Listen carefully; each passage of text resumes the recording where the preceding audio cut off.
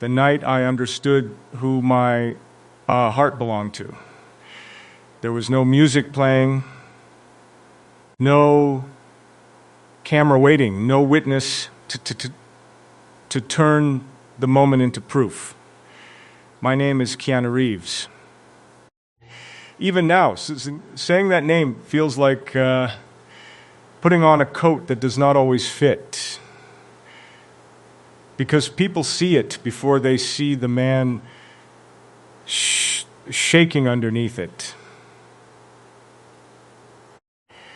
And you, yes, you, the woman whose silence has followed my more faithfully than any applause.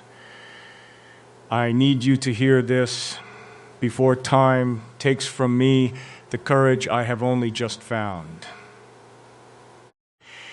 There is a reason I am telling you now, and it is not because the world deserves an answer. It is because I have carried one too long. The room was quiet that evening in the way only expensive rooms can be quiet. The glass held the city out bright and distant, as if all those windows belonged to other people's lives. A cup of tea had gone cold beside my hand. I remember the small white ring it left on the table, the kind of mark no one notices until everything else is gone. I had spent years learning how to leave places without disturbing the air. Hotel rooms, movie sets, houses where laughter used to live. I became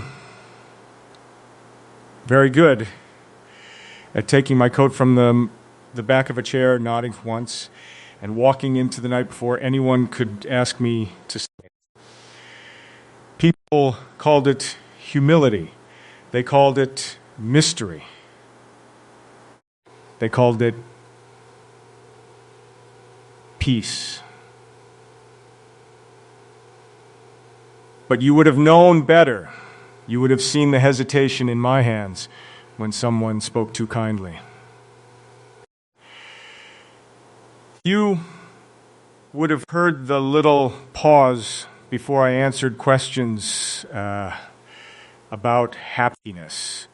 You would have noticed how often I looked toward doors, as if some part of me was always preparing to disappear. That night, I was not disappearing. Not yet.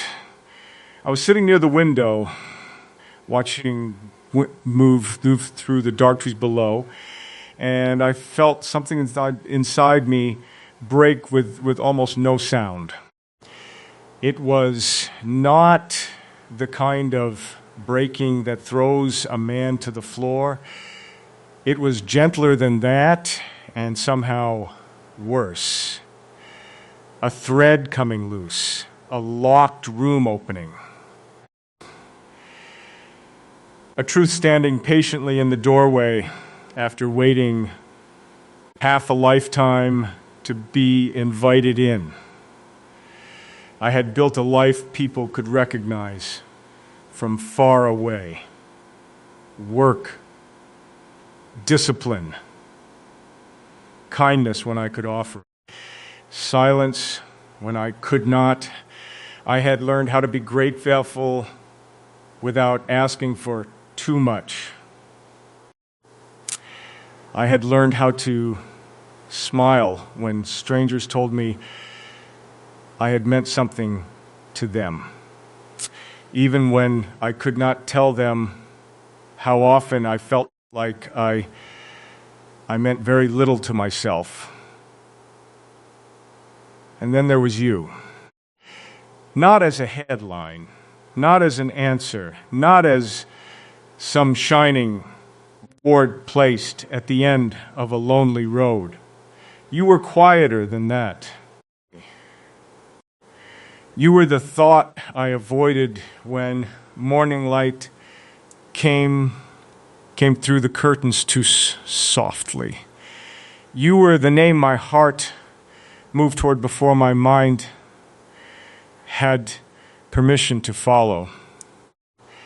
You were the person I wanted to tell the truth to, and the person I most feared would believe me. For a long time, I told myself I was protecting you from the heaviness of my life. That was the noble version. Men like me become very skilled at making fear sound like mercy. I said I did not want to bring my ghosts into your rooms. I said I did not want to ask anything from you that I could not return whole. But the truth I had avoided was simpler and less honorable. I was afraid that if I let you see me completely, you would look at all the empty places and quietly decide there was too much winter in me.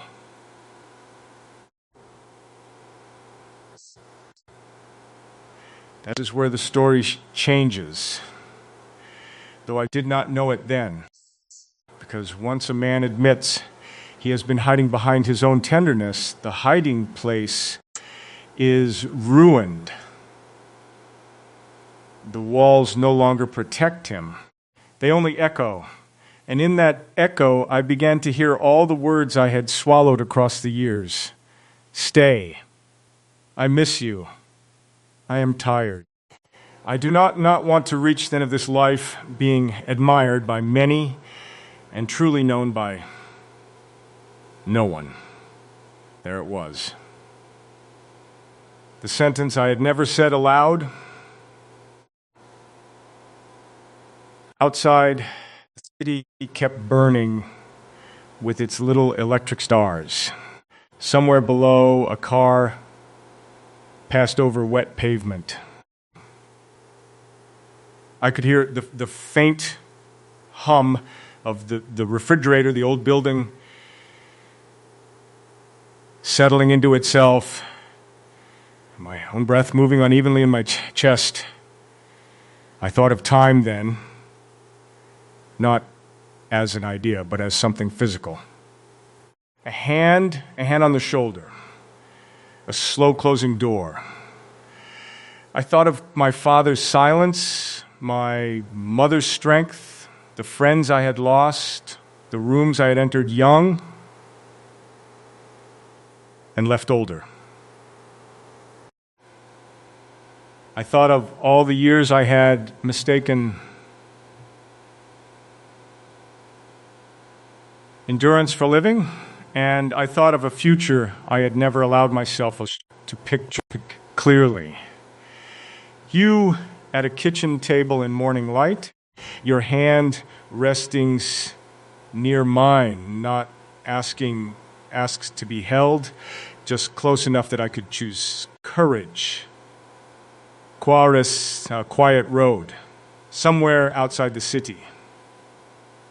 Rain on a windshield. 2 cups left in the sink.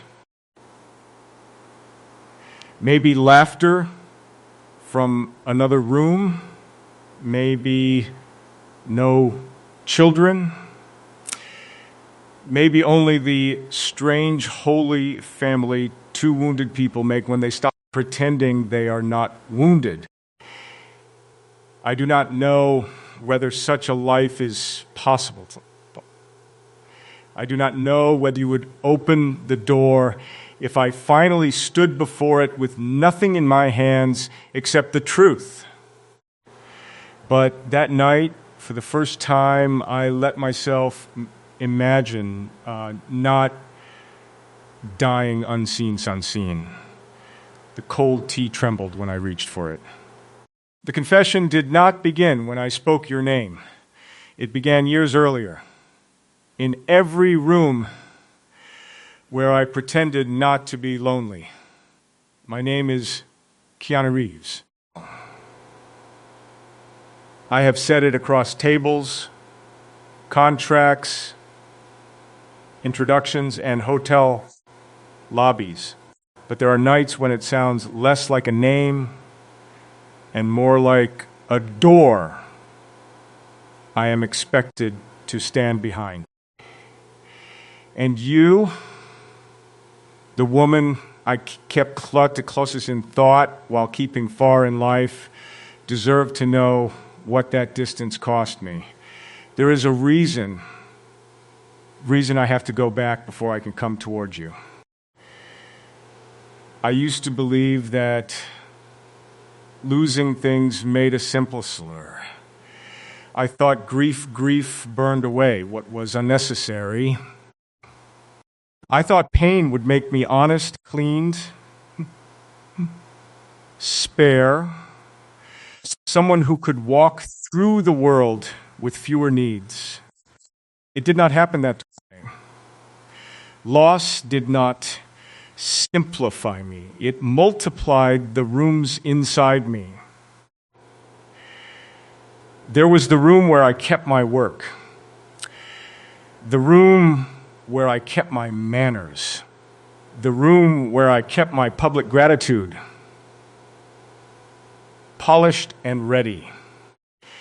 There was the room for old photographs, the one for names I could no longer say without pausing, and the one I never opened at all because I feared what might still be breathing in there.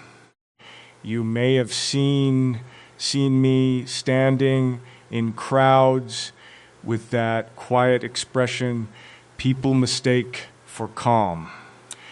Maybe you wondered what I was thinking.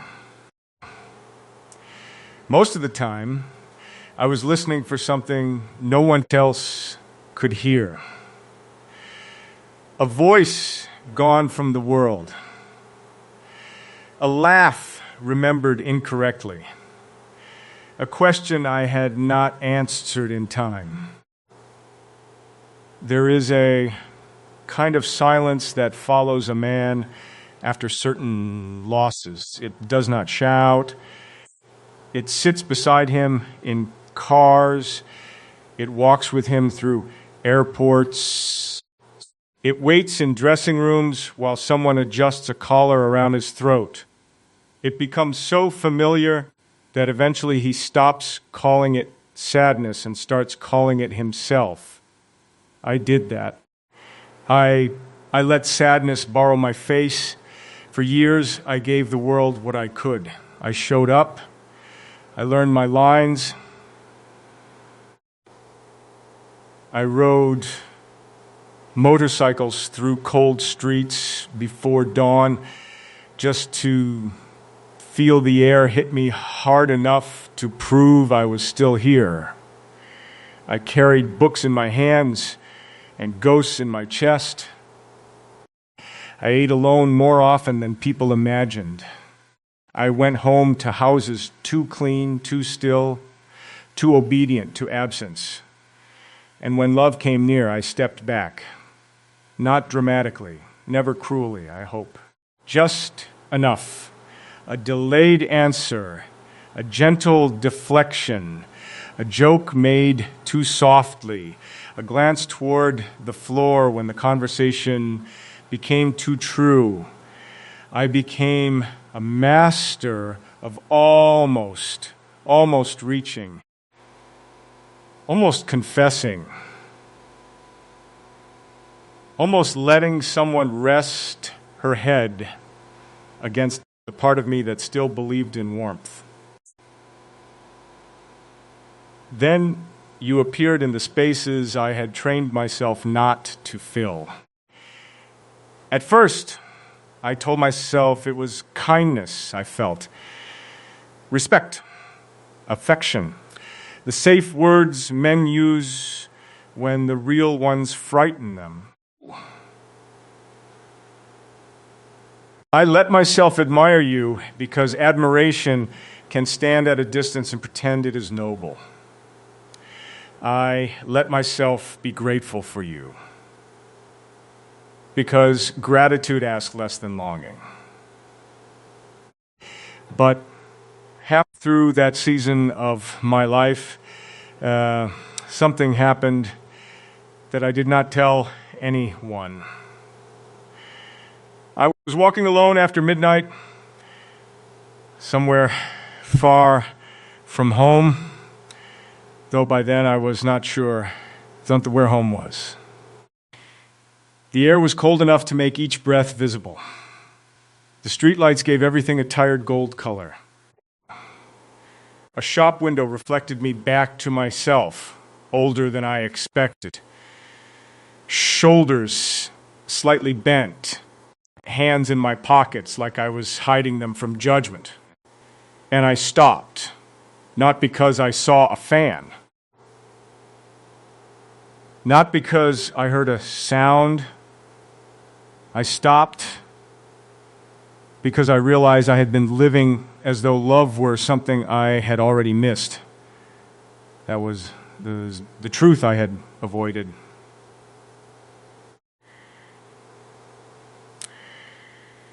I had not been waiting for the right time. I had been waiting for a version of myself untouched by sorrow, and that man was never coming.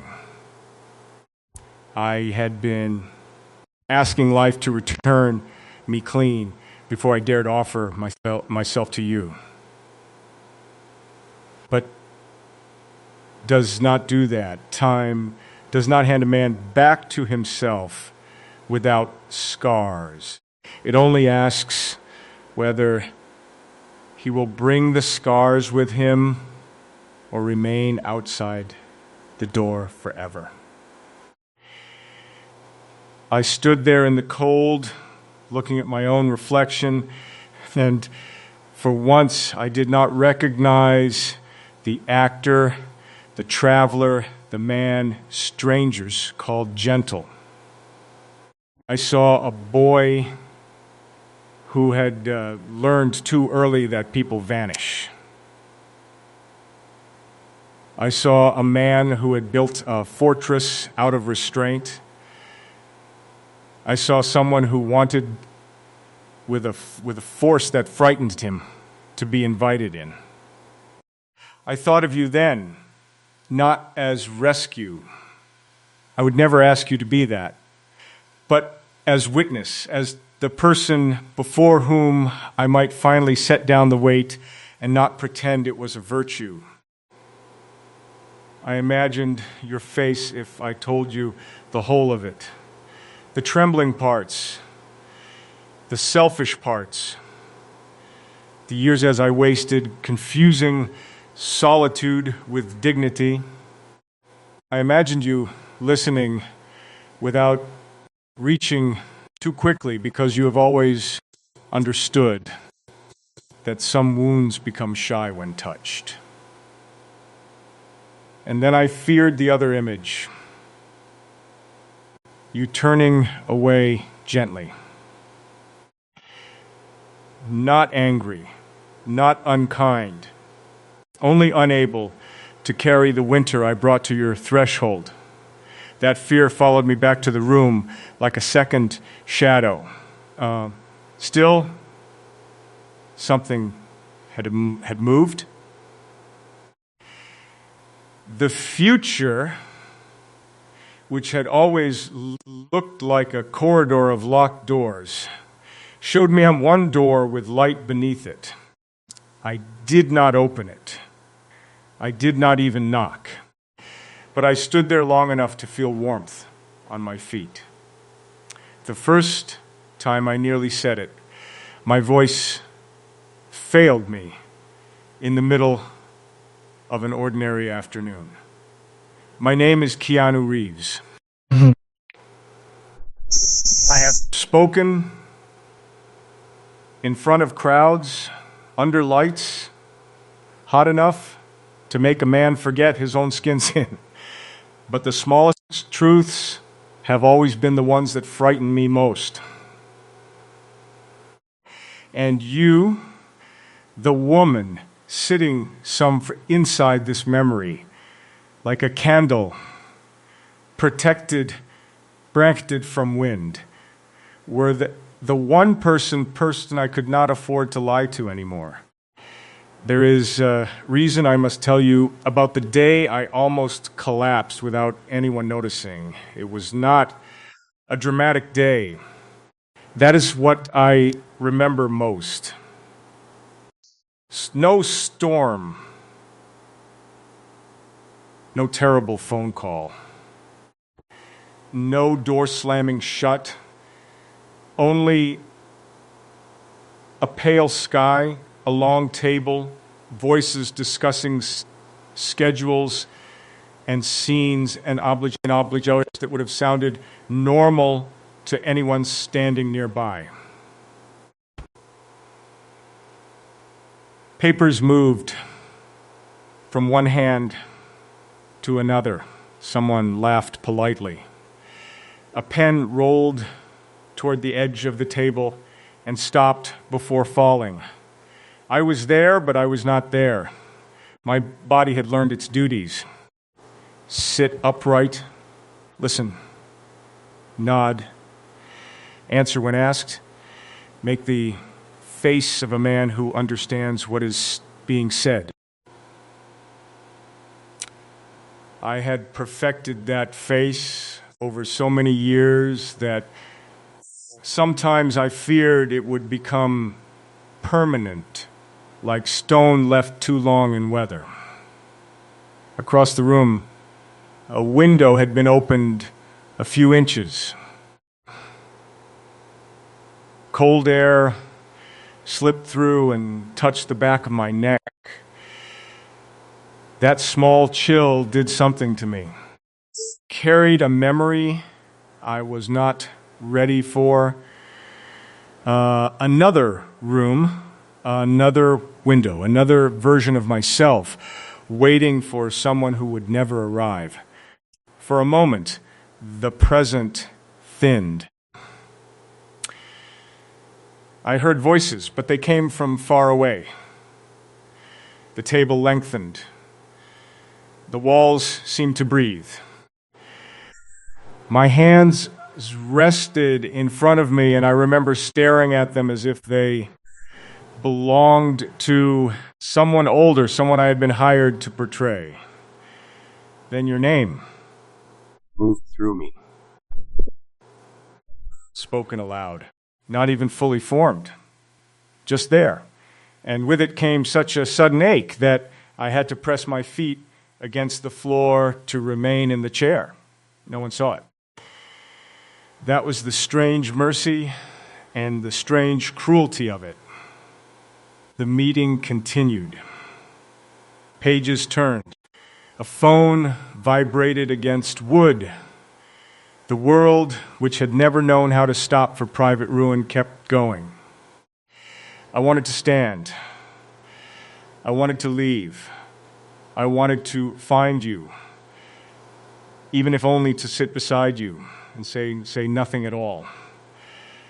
I wanted to be near one living soul who did not need me to be composed, but I stayed. I did what I had always done.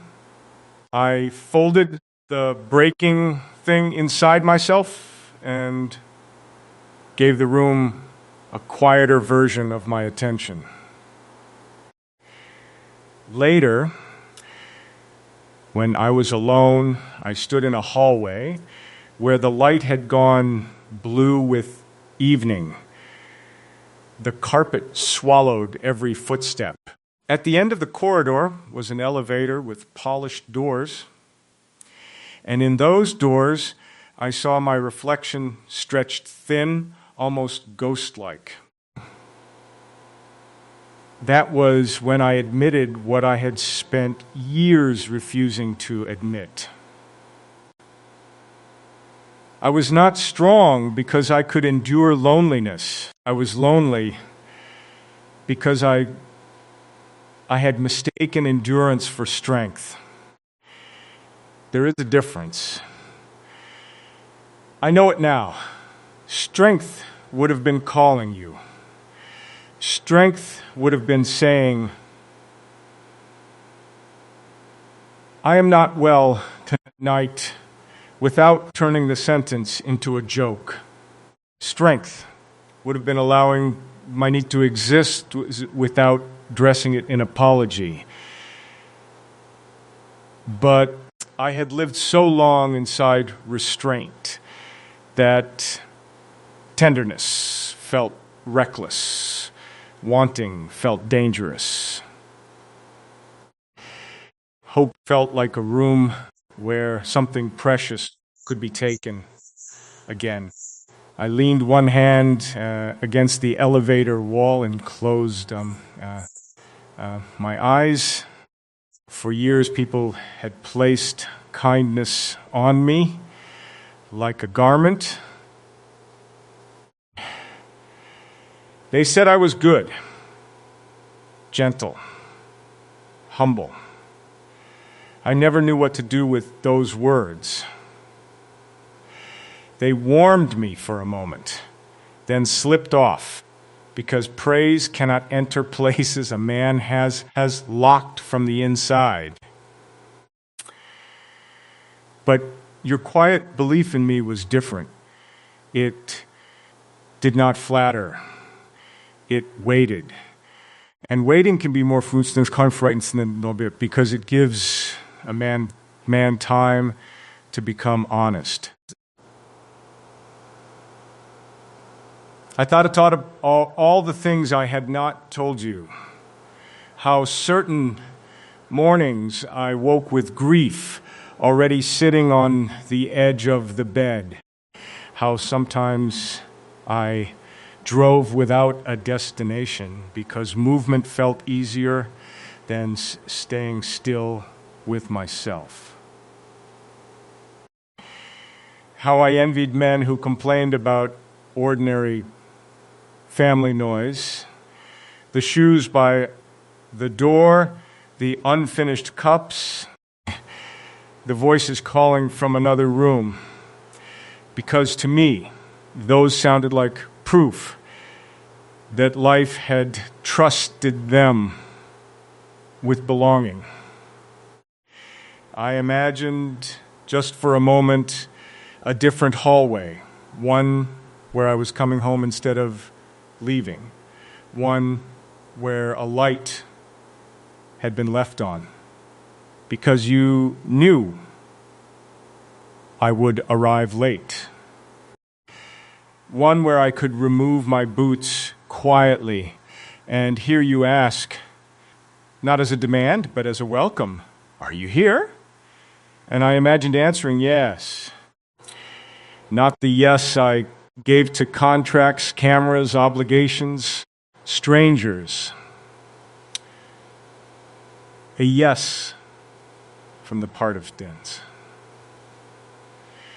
that had been absent even while standing in full view. But I did not call you that night. I went back to my room. I sat on the edge of the bed in my coat, too tired to take it off. The city hummed beyond the glass.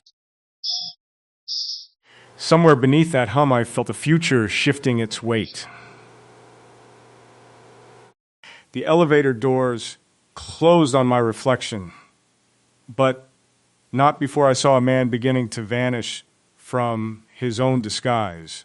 The ache became loudest in the places where no one expected me to feel anything at all.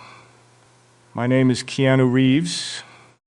I had crossed continents, slept in unfamiliar beds, smiled beneath lights, and answered questions with the careful calm of a man who had learned to keep his deeper life folded small. But you, the woman I kept meeting in my thoughts like a prayer I was afraid to finish, were beginning to reach places in me that travel, work, and silence could no longer cover. There is a reason I need to speak of the search, even if did not know I was searching then. I used to walk at night when the cities became less certain of themselves. Los Angeles, New York, Paris, Berlin. Names changed, but the loneliness stayed strangely fluent. It knew every language. It could find me beneath street lamps, in the back of cars, beside hotel windows, where the curtains moved slightly because the heating was old and uneven. There is a particular kind of loneliness that comes after applause. Before it, the body is busy. People touch your shoulder. Someone fixes a microphone. Someone says your name, and another person repeats it. You belong briefly to movement. Then the doors close. The hallway empties. The car takes you somewhere quiet, and suddenly all that noise falls away, leaving the shape of what was never there. A hand waiting. A voice asking if you ate. Someone who knows which silence means peace and which silence means danger. I did not want much, though perhaps that is not true. Perhaps I wanted everything and had trained myself to call it little. I wanted a table that did not feel temporary. I wanted the sound of another person moving through a room without performance. I wanted to be known in the morning, before the face arranged itself.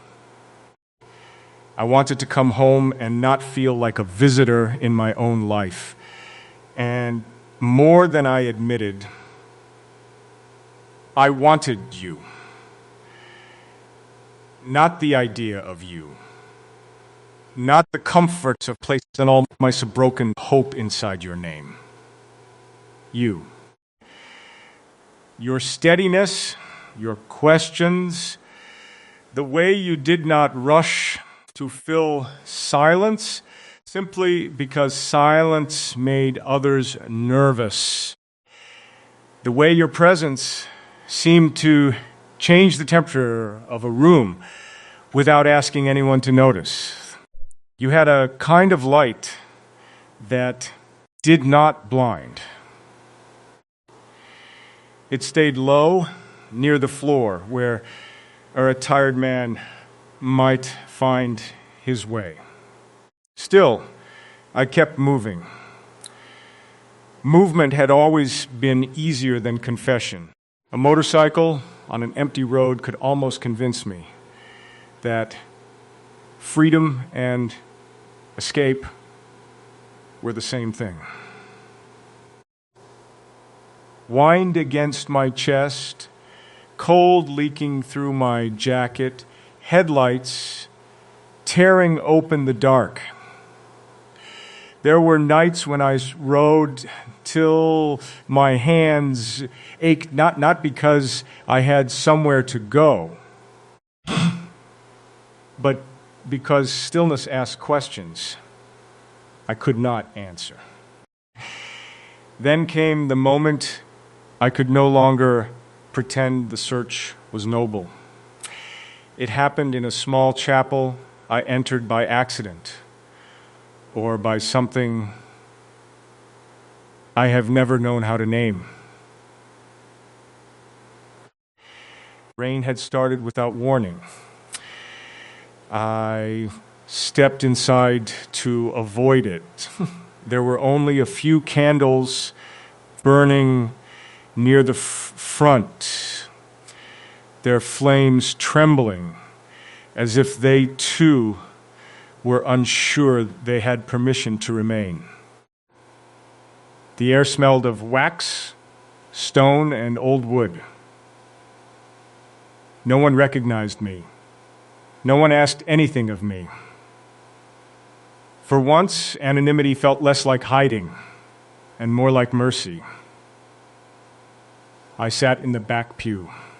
At first, I thought of nothing. Then I thought of everyone I had lost. Then I thought of you. That was the shift I had been resisting. I realized I had spent years asking grief for permission to love again, as though sorrow were a gatekeeper, as though the dead required my loneliness as proof of devotion, as though refusing happiness could somehow keep faith with what had been taken. But sitting there with rain tapping softly against stained glass, I felt something inside me loosen, not heal. I do not trust that word when it arrives too quickly. But loosen, yes. As if the hand around my throat had remembered it was also capable of blessing. I bowed my head. I did not pray beautifully. I have never been good at beautiful prayers. Mine are usually fragments, names, questions, breathing. That day, I think all I said was, please let me not waste what remains. Please let me tell the truth before my voice becomes too old to carry it. Please let her know I was not careless with what I felt. And then, beneath all of that, the smallest prayer. Please let there still be time. I imagined you beside me in that chapel, not as a vision, not as something wholly beyond reach, but as a woman with rain on her coat and warmth in her hands. I imagine turning to you, wanting to explain everything, failing, and somehow being understood before the words arrived. The future flickered there. Possible and intimate. A house with windows open in spring. Your hair touched by morning light, my hand hesitating near yours, still uncertain, still afraid, but no longer withdrawing. Perhaps a child's drawing on a refrigerator. Perhaps only two aging people laughing softly because the kettle has screamed too long and neither of them moved. I did not know which version life would allow. I only knew that for the first time in many years, the unknown did not feel only like loss. When I stepped back into the rain, the street was shining as if the whole city had been washed for someone else's beginning. The truth found me in the face of someone who did not know she was carrying it. My name is Keanu Reeves.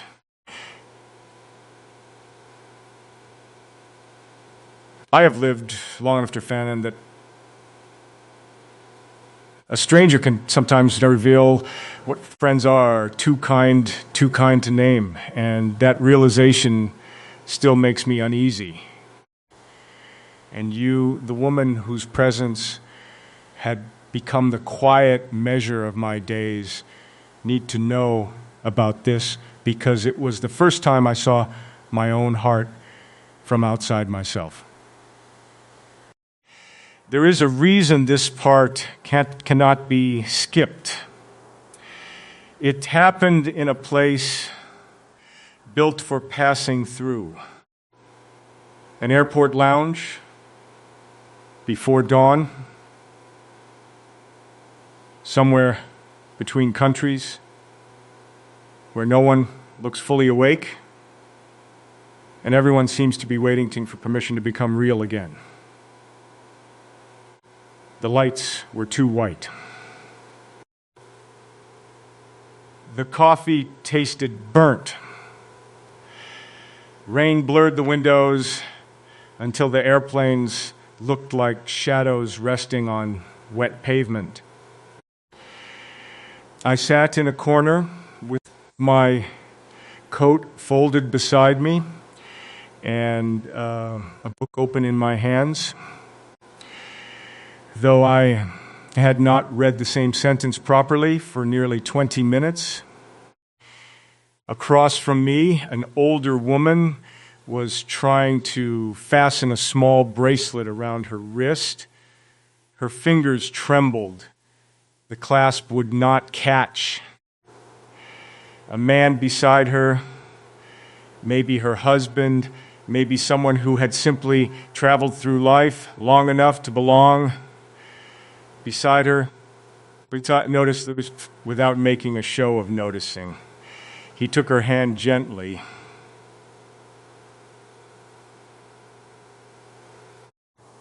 He did not speak at first. He only held the bracelet, leaned close, and fixed it with the care of someone repairing a sacred thing. When it clicked shut, she touched his sleeve. Not gratitude exactly. Something older than gratitude, familiarity, trust, the quiet knowledge that another person had watched her struggle and stayed near. Not because it was too sentimental, because it was too precise. Life does not accuse you loudly. It does not accuse you loudly, and simply places an image before you and lets you understand what you have been missing. That small gesture entered me like cold air. I thought of you at once. I thought of all the times I had wanted to reach for your hand and had stopped myself. How I had mistaken restraint for respect, silence for protection, distance for wisdom.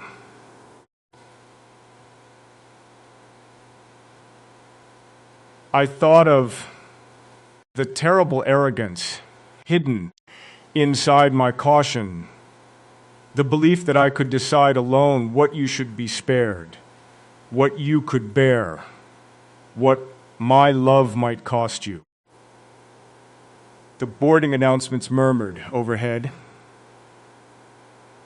Wheels clicked across tile. Somewhere, a child began crying, then quieted against someone's shoulder. And still, I could not stop seeing that bracelet, a little circle closing, a life made visible through one ordinary act. That was when I admitted something I had avoided even after the chapel, the hallway, even after the cold room, and the untouched tea. I had not merely been afraid of losing love. I had been afraid of receiving it. That truth shamed me more deeply than fear itself. Loss, at least, had a noble shadow. Anyone could understand a man who hesitated because he had buried too much hope. But receiving love required another kind of courage. It asked me to stand still while someone saw me. It asked me not to earn tenderness through sufferings, not to repay devotion with usefulness, not to vanish the moment I felt needed. Always known how to give. Giving allowed me to remain in control. A gift could be offered from a doorway. Kindness could be left on a table while the giver walked away. But to receive, to let someone come close enough to see the cracks, the impatience, the tiredness, the strange little fears that survive inside an aging man, felt almost impossible. Because what if you loved me and I believed you? What would become of the lonely identity I had polished for so long? What would I do with all those rooms inside me if you opened the windows? I closed the book. My hands looked older. In the airport light, there were lines across the knuckles I had not noticed before, small signs of time writing its own confession on my skin.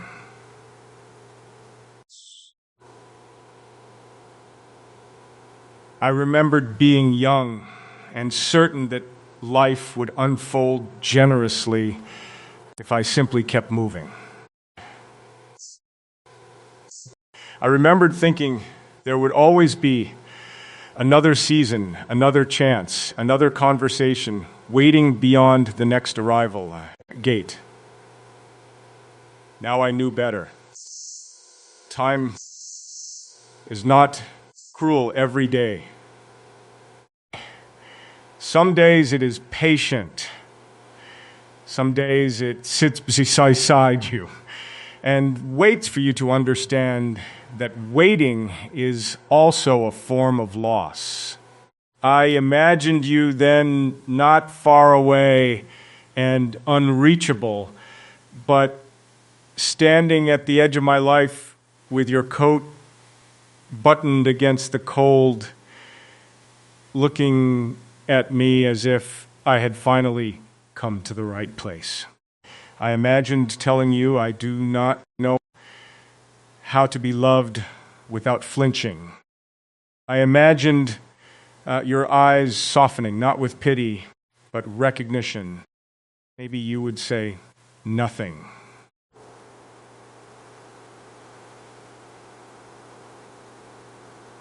Maybe you would only take my hand as that man had taken hers and show me the care did not always arrive with speeches. Sometimes it arrived through a clasp fastened, a chair pulled closer, a cup warmed between palms. I wanted that future so suddenly it frightened me. A small house somewhere quiet. Your books mixed with mine. Afternoon light falling across the floor. My motorcycle cooling in the driveway while I chose, for once, not to leave.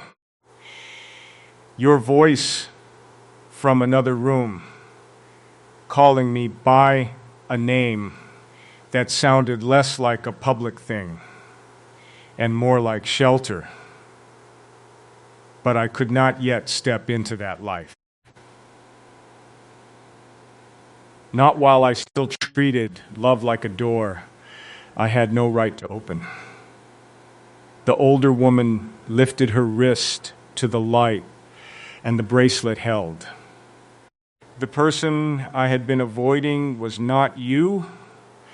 It was the man I became whenever love came close. My name is Keanu Reeves.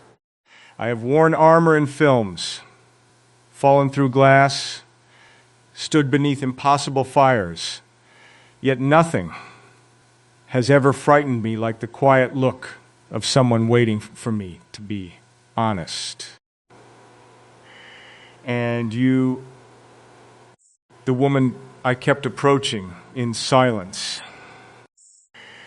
and leaving in silence, were not the danger I imagined.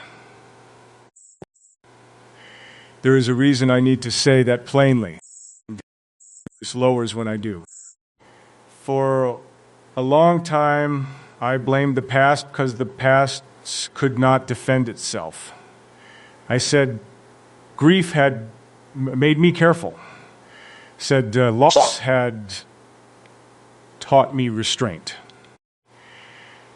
I said a man who had watched beautiful things disappear should not rush toward beauty again. There was truth in that, but truth can become a hiding place when a man only stands behind the part that makes him look wounded instead of afraid.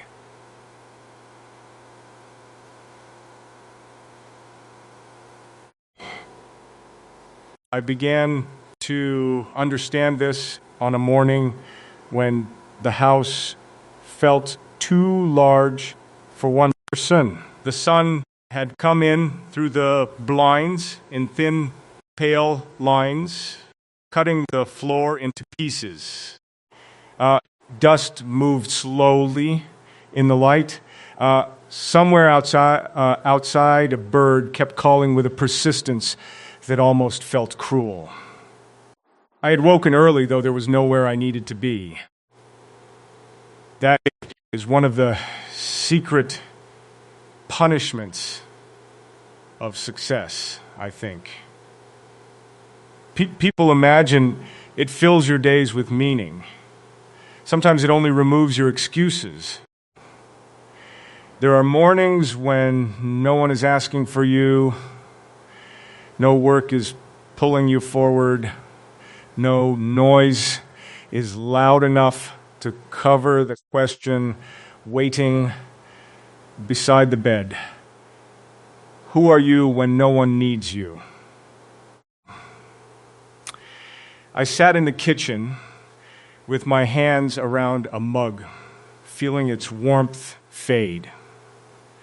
The chair across from me was empty, not dramatically empty, not like a scene composed for sorrow, just empty in the ordinary way a chair is empty.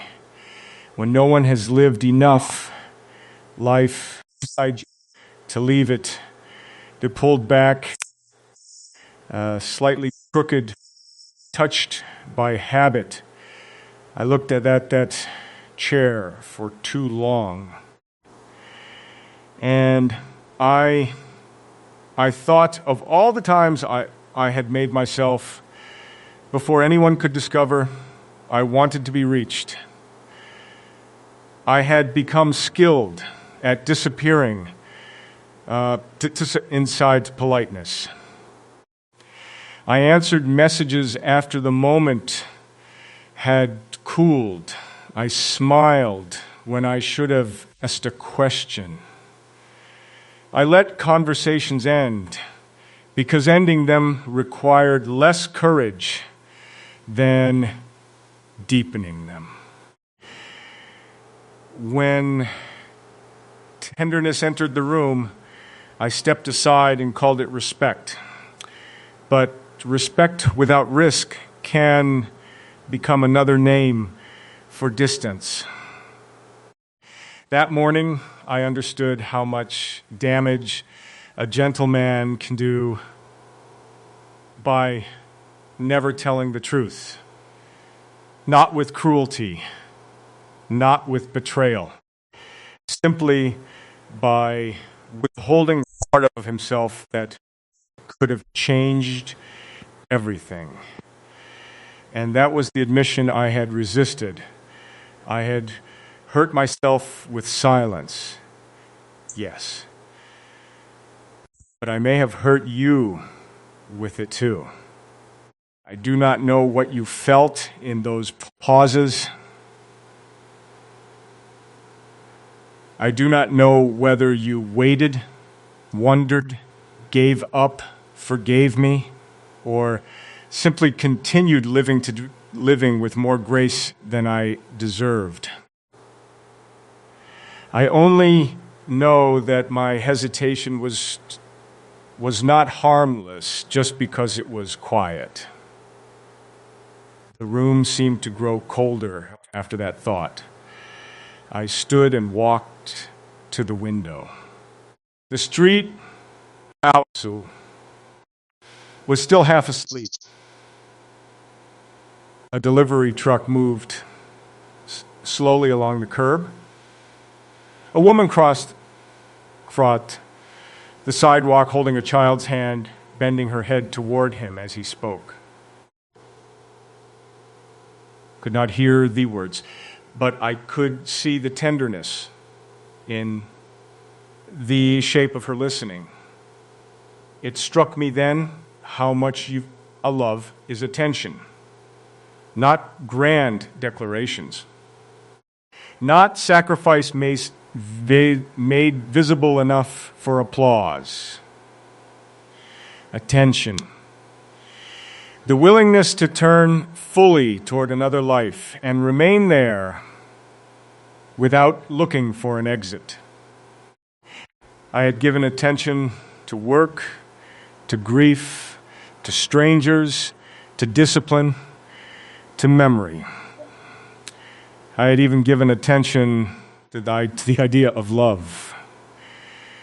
But had I turned fully toward you, the answer came softly and it broke me. No. Not fully. I had loved you in fragments, from doorways, from across rooms, through unsent words and delayed courage.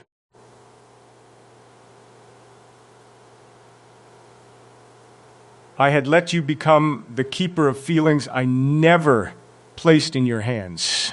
For the first time, I did not ask whether you would still want me. I asked whether I had become capable of standing still long enough to be wanted. That question changed the light around everything. Because the future I feared was no longer only about rejection. It was about arrival. What if I came to you and had no performance left? What if I said your name and the years stood between us like witnesses? What if you looked at me and saw not as a legend, not a survivor, not a quiet man strangers praised, but someone late, trembling, and finally true. I imagined us older than hope usually allows, walking slowly beside a body of water while evening gathered around us. Your sleeve, brushingman, no cameras, no borrowed lines. Just wind our wand, breathing, and the strange courage, enough time of two people pretending not to need tenderness. I imagined a home where silence did not mean absence, but I did not yet know if I deserved to cross that threshold.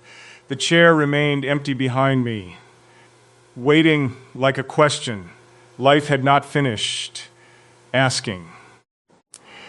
Hope returned to me in the smallest possible way, which is how I knew it was real. My name is Keanu Reeves. I have distrusted hope for most of my life, not because it was foolish, but because it asked me to become visible again. And you, the woman I had loved from behind so many locked doors, were the first person I thought of when that small light appeared. There is a reason I need to tell you about it before I tell you what I did next. It was late afternoon, the hour when sunlight begins to lose its confidence. I was in a room I had been in many times before, though that day it felt unfamiliar, as if some quiet rearrangement had taken place while I was not looking. A window stood open. Cool air moved the curtain in slow breaths. On the table, there were scattered pages, a pair of glasses, a book turned face down, and one envelope I had not yet opened. Nothing extraordinary. That was what unsettled me. For years, I had expected change to arrive with force. A collision, a storm, a hand grabbing my shoulder in the dark. But hope came almost politely. It entered through the open window with the pale light and sat down across from me as if it had been invited. I remember touching the envelope without opening it. My fingers rested on the paper, and suddenly I thought of all the things a man can postpone until post-moment becomes his life. Letters unwritten, calls not made, names held in the mouth but never released. A door approached, then passed by. A truth rehearsed in the mirror, then abandoned when another day offered the comfort of delay. I had lived that way longer than I wanted to admit. And still, beneath all the fear, something in me had begun to lean forward. I thought of you not as someone lost, not as someone impossible, but as someone living under the same sky at the same hour. Perhaps you were near a window too. Perhaps the light had touched your hands. Perhaps you were carrying your own silence, your own questions, your own careful strength. That thought changed the room. It made the distance between us feel less like a wall and more like a road. Then came the realization I had avoided because it frightened me more than grief. Hope was not a betrayal of what I had lost. I had treated it that way for years, as if allowing myself to want a future meant I had become careless with the past. But love does not ask the dead to vanish. It does not erase the names we carry. It only asks whether those names must be carried alone.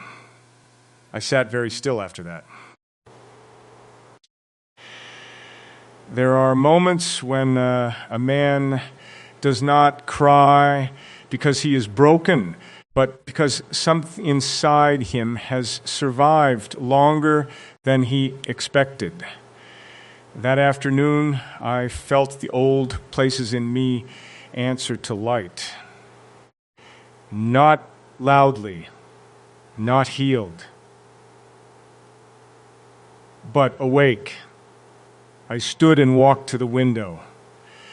Outside, the trees moved in the wind with that patient, bending strength trees have, yielding without surrendering. A neighbor's dog barked once and then stopped. Somewhere down the street, a child laughed, and the sound rose into the air with such sudden brightness that I had to close my eyes. I imagine telling you this, not in a speech, Not with the elegance people sometimes expect from a man who has spent his life around words written by others. I imagined failing at it. Starting once, stopping, trying again. Looking away because your face would make honesty harder and easier at the same time. I imagine saying, I think I have been afraid to hope because I thought hope would ask too much of you. And maybe you would understand that what I meant was I feared my hope would become a burden in your hands. But the future I saw then was not heavy in that way. It was quieter. You and I walking through a market early in the morning, choosing fruit neither of us needed. Your shoulder touching mine in a narrow aisle. My hand reaching for yours without turning the gesture into a question. Rain beginning, both of us standing beneath an awning while the street darkened and shone. No one watching. No one needing a story from us. Only time, ordinary and generous for once. I saw a small table set for two. I saw your coat hanging beside mine. I saw myself growing older without becoming more hidden. And I wanted that with such tenderness that it almost hurt to breathe. But wanting is not the same as deserving. Imagining is not the same as arriving. I knew there were still words between us, years between us, silences that would not disappear because I had finally named them. Hope had entered the room, yes, but it had not answered for me. It had only placed a match in my hand. I opened the envelope at last. Inside's nothing that would matter to anyone else. Just a note, brief and practical, about a meeting, a date, a place I could choose to attend or avoid. But my hand stayed over it as if it were something sacred, because for the first time in years, I understood that a place could become a beginning if a man arrived honestly. The curtain lifted once in the wind, and the whole room seemed to inhale. I finally understood that my heart did not belong to the past or to grief or to the silence that had guarded me for so long. My name is Keanu Reeves. I say it now not as a shield, not as a name borrowed by strangers, but as a man standing closer to the edge of his own truth than he ever expected to stand. And you, the woman whose presence had become the quiet place my life kept turning toward, deserve to hear what happened when I stopped walking around the door. There is a reason this confession has taken me so long to reach. I went to that meeting with no promise that anything would change. The morning was gray, almost colorless, with low clouds resting over the city like a hand that could not decide whether to comfort or press down. I remember the pavement shining faintly from rain that had fallen before dawn. I remember the collar of my coat brushing my jaw. I remember feeling older than my reflection in the glass doors. Inside, people spoke politely. Chairs shifted. Coffee cooled in paper cups. The world continued arranging itself around appointments and names and careful smiles. But I was somewhere else. I was listening to the sound inside my own chest. That uneven, stubborn rhythm that had carried me through every room I thought would finish me. I had spent so many years surviving that I had almost forgotten survival was not the same as arrival. Then I saw you, not dramatically. You did not enter with the light behind you. No music rose. No one turned to witness the moment. You were simply there, near a window, your face touched by the pale morning, your hands folded loosely, as if you were holding patience itself. And all the words I had rehearsed abandoned me. That is the cruelty of truth.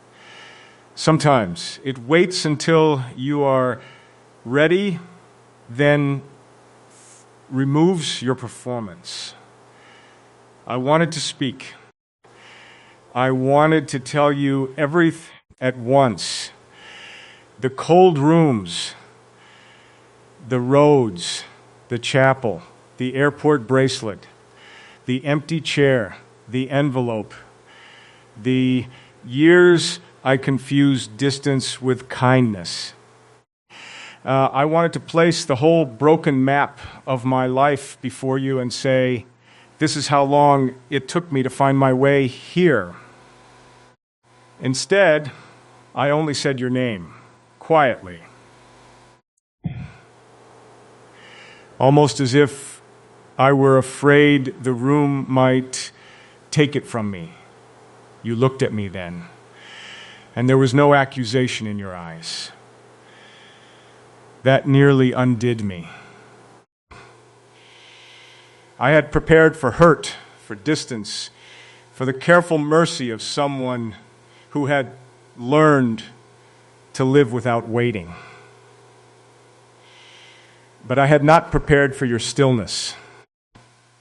I had not prepared for the way you seemed to understand that some men arrive late not because they loved lightly, but because they were lost in rooms no one else could see. That was when I admitted the final thing. I had not been searching for the woman.